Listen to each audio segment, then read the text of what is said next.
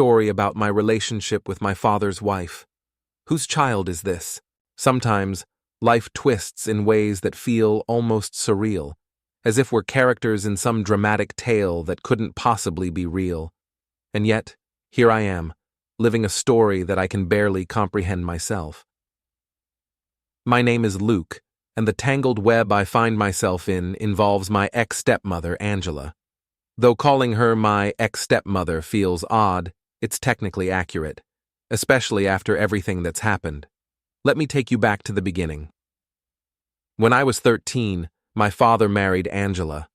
She was only 18 at the time, working as a cleaner in his workshop and studying at the local institute. Despite the age gap between them, they seemed to work well together. Angela was kind, patient, and had an easy smile that made her instantly likable. She treated me with a warmth that I hadn't felt in a long time, like I was more than just a stepson, but someone she genuinely cared about. As the years passed, we became a real family. Angela took care of the house, balanced her studies, and managed the workshop alongside my father.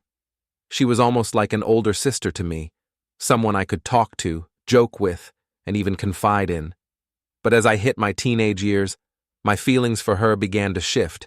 She was beautiful, smart, and incredibly kind, and it was hard not to notice. I had crushes on girls at school, but Angela occupied a different, more significant part of my heart. Sometimes I found myself daydreaming about what it would be like to kiss her, to hold her, fantasies that I knew were wrong but couldn't help indulging. For 6 years, we lived under the same roof, building a life that felt stable and secure. And then, everything changed when my father was diagnosed with cancer. It was esophageal cancer, discovered far too late. The doctors tried to prepare us, but nothing could have softened the blow. There was talk of chemotherapy, but my father's condition deteriorated so quickly that treatment wasn't even an option. He passed away in October, leaving us to pick up the pieces of our shattered lives. After his death, Angela and I continued living in the same house. It was strange, almost eerie, how little our day-to-day lives seemed to change. Angela kept working at the workshop, running it as best as she could, while I focused on my studies at university. We both pretended that life could go on as before, but something unspoken hung in the air between us: grief, confusion, and perhaps something more. Then came my birthday, just a few weeks after my father's death. Angela suggested we have a small celebration, just the two of us. We shared a couple of glasses of wine, reminiscing about the good times with my father, but as the night wore on, the atmosphere shifted. It was subtle at first, just a look, a touch, a moment of hesitation, but it was enough to break the dam that had been holding back all the unspoken feelings between us.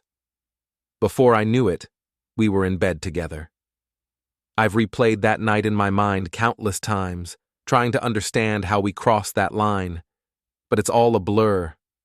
One moment, we were toasting to better days ahead, and the next, we were tangled in each other's arms, doing something that I had only ever dreamed about. When I woke up the next morning, Angela was still beside me, her breathing soft and steady. My heart pounded with a mix of excitement and fear, but the words slipped out before I could stop them. "I love you very much." She looked at me, her eyes searching mine for a moment, and then she kissed me, an answer that said everything and nothing all at once. From that day forward, our relationship changed in ways that neither of us could have anticipated. We continued living together, but now there was a secret between us, something that no one else knew. In public, we acted as if nothing had changed. Angela was still the same warm, caring woman she had always been, and I was still her stepson, now a bit older and more reserved. But when we were alone, everything was different. The unspoken rules of our new relationship governed every interaction: touches that lingered a little too long, glances that held more meaning than they should, and silences that were charged with tension. We kept our relationship hidden from everyone. My friends didn't suspect a thing, and Angela's co-workers at the workshop were none the wiser. We thought we were being careful, but the guilt was always there, lurking just beneath the surface.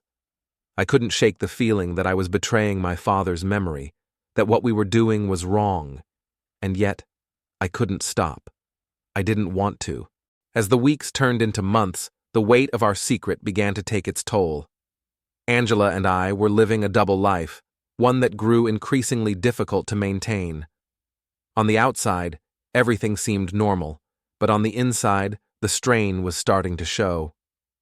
We had close calls, moments when our carefully constructed facade nearly crumbled. There was the time when Angela's friend, Sarah, came over unexpectedly. She worked with Angela at the workshop and had been like an aunt to me growing up. Sarah was sharp and observant, the kind of person who could read a room in seconds. When she saw Angela and me sitting a little too close on the couch, she gave us a look that made my heart skip a beat. "You two seem close," she remarked, her tone casual but her eyes probing. Angela quickly laughed it off. "We've been through a lot together. It's just nice to have someone to lean on." Sarah didn't push the issue, but I could tell she wasn't entirely convinced. After she left, Angela and I sat in silence, the tension between us thicker than ever. "We can't keep this up," Angela finally said, her voice barely above a whisper. "I know," I replied, feeling the familiar pang of guilt. "But what are we supposed to do? I can't just walk away from you?" Angela sighed, running a hand through her hair. "I don't know, Luke. I'm just scared that if we keep going like this, we're going to get caught. And then what?" She was right. We were playing with fire, and it was only a matter of time before we got burned. But the thought of losing her was too much to bear. We were already in too deep, and there was no easy way out. The strain on our relationship wasn't just emotional, it was physical too. The nights we spent together, once filled with passion and excitement, now felt heavy with the weight of our secret. We were both tense, always on edge, and the guilt that had been simmering beneath the surface began to bubble over. One night, after yet another close call with a neighbor who nearly caught us sneaking into the house together, Angela broke down. "I can't do this anymore, Luke," she said, her voice shaking with tears. "I can't keep living like this, pretending everything is normal when it's not. It's tearing me apart." I pulled her into my arms, holding her tightly as she cried. "We'll figure it out," I promised, though I had no idea how. "We'll find a way to make this work." But deep down, I knew that our relationship was on borrowed time. We couldn't keep hiding forever, and the longer we did, the more likely it was that everything would come crashing down around us. As the pressure mounted, Angela and I became more and more isolated from the world around us. We withdrew into ourselves, relying on our secret relationship as the only thing holding us together. But the cracks were already showing, and it was only a matter of time before everything came undone. The first real blow came when Sarah confronted Angela at the workshop. I wasn't there to witness it, but Angela told me about it later, her voice tight with anxiety. "She knows, Luke," Angela said, pacing back and forth in the living room. "She didn't say it outright, but she knows. She asked me why we've been spending so much time together, why we're always alone in the house. I tried to brush it off, but she didn't believe me." My heart raced with fear. If Sarah knew, it was only a matter of time before the truth got out. "What are we going to do?" "I don't know," Angela replied, her voice trembling. "But we have to be more careful. We can't let anyone else find out." We tried to be more discreet, but the damage was already done. Sarah's suspicions cast a shadow over our every move, and the fear of being discovered loomed over us like a dark cloud. Our once passionate relationship began to unravel under the strain, and the guilt that had been eating away at me grew stronger with each passing day. One evening, after a particularly tense dinner where we barely spoke to each other, I decided that I couldn't keep living this lie. I loved Angela, but I couldn't keep pretending that everything was okay when it wasn't. We were trapped in a web of our own making, and the only way to free ourselves was to face the truth. "Angela, we need to talk," I said, breaking the silence that had settled over the house. She looked at me, her eyes filled with a mixture of sadness and resignation. I know. We can't keep doing this, I continued, my voice firm. We can't keep hiding, lying to everyone we care about. It's not fair to them, and it's not fair to us. Tears welled up in Angela's eyes as she nodded. I know. But what do we do? How do we fix this? I took a deep breath, knowing that what I was about to say would change everything. We have to end it, Angela. We have to go back to being just friends, just family. It's the only way. She stared at me in shock, her tears spilling over. But I love you, Luke. I can't just stop loving you. I love you too, I replied, my heart breaking as I spoke the words. But this isn't right. We both know that. And if we keep going like this, we're going to destroy each other. Angela looked down, her shoulders shaking with sobs. I don't want to lose you. You won't, I said, though I wasn't sure if I believed it myself. We'll still be in each other's lives. We just can't be together like this. For a long moment, we sat in silence, both of us grappling with the weight of what we had to do. Finally, Angela nodded, wiping her tears away. Okay, she whispered. Okay. The decision to end our relationship was the hardest thing I had ever done, but I knew it was the right one. Angela and I went back to living as housemates, trying to rebuild the friendship we had before everything got so complicated. It wasn't easy. There were awkward moments, lingering glances, and the occasional slip-up where we'd forget ourselves and fall back into old habits. But over time, we managed to find a new normal. We didn't tell anyone about what had happened between us. It was a secret we both agreed to take to our graves, a chapter of our lives that we would never revisit. Sarah never brought up her suspicions again, and we were careful to keep our distance when she or anyone else was around. As the months passed, Angela and I slowly began to heal. The pain of our breakup lingered, but it was dulled by the knowledge that we had done the right thing. We started spending more time with friends, re-engaging with the world outside our little bubble. Angela even started dating again, though she kept it casual, never letting anyone get too close. For me, the process of moving on was more complicated. I threw myself into my studies, using school as a way to distract myself from the memories that haunted me. But no matter how hard I tried, I couldn't completely forget the love I had felt for Angela and the way it had all come crashing down. It wasn't until nearly a year after our breakup that I met someone new. Her name was Emily, and she was nothing like Angela. Where Angela was serious and introspective, Emily was lighthearted and full of life. She had a way of making me laugh, of pulling me out of my own head and helping me see the world in a different way.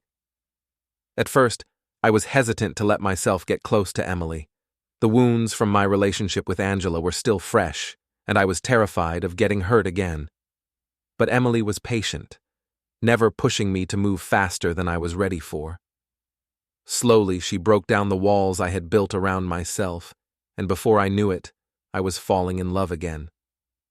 Angela noticed the change in me, and though I could see a hint of sadness in her eyes, she was genuinely happy for me.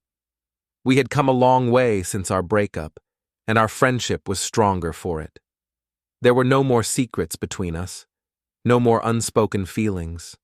We were finally free. Just when I thought my life had settled into a comfortable rhythm, fate threw me another curveball. It started with a phone call from Angela one evening, her voice tight with nerves. "Luke, I need to talk to you," she said, her words rushed. "Can you come over?" "Of course," I replied, my heart pounding in my chest. I hadn't heard Angela sound this stressed since the days after our breakup, and I couldn't help but worry that something was seriously wrong. When I arrived at the house, Angela was pacing back and forth in the living room, her hands wringing together. She looked up when I walked in, and I could see the fear in her eyes. "What's going on?" I asked, my voice gentle. Angela took a deep breath, her gaze locking with mine. "I'm pregnant, Luke. The words hit me like a freight train. Pregnant. My mind raced, trying to make sense of it. We hadn't been together in nearly a year, and I knew she had been seeing other people since our breakup. But the look on her face told me everything I needed to know. There was a chance that the baby was mine. "Are you sure?" I asked, my voice barely above a whisper. Angela nodded, tears welling up in her eyes. "I've done the math, Luke. There's a good chance it's yours." I felt like the ground had been ripped out from under me. After everything we had been through, after all the pain and heartache, this was the last thing I had expected.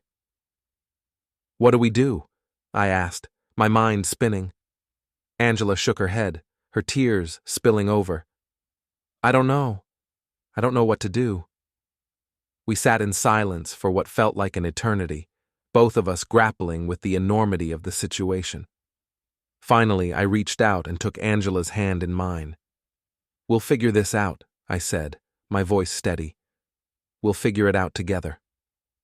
The months that followed were some of the most challenging of my life.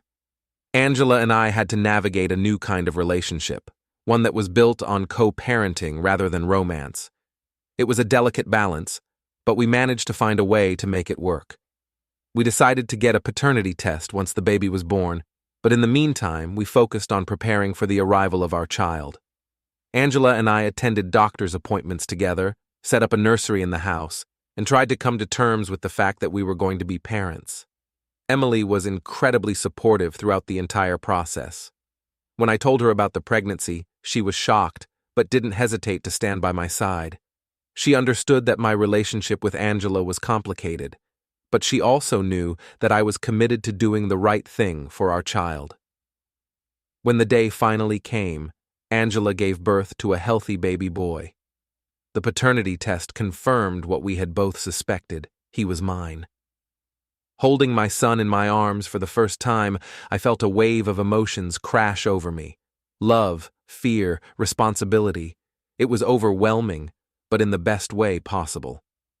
Angela and I decided to raise our son together, though we remained just friends. It wasn't the life either of us had imagined, but it was one that we were both committed to making work. We shared custody, co-parenting with a level of cooperation that surprised even us. Emily stayed by my side, and our relationship grew stronger as we navigated this new chapter of our lives together.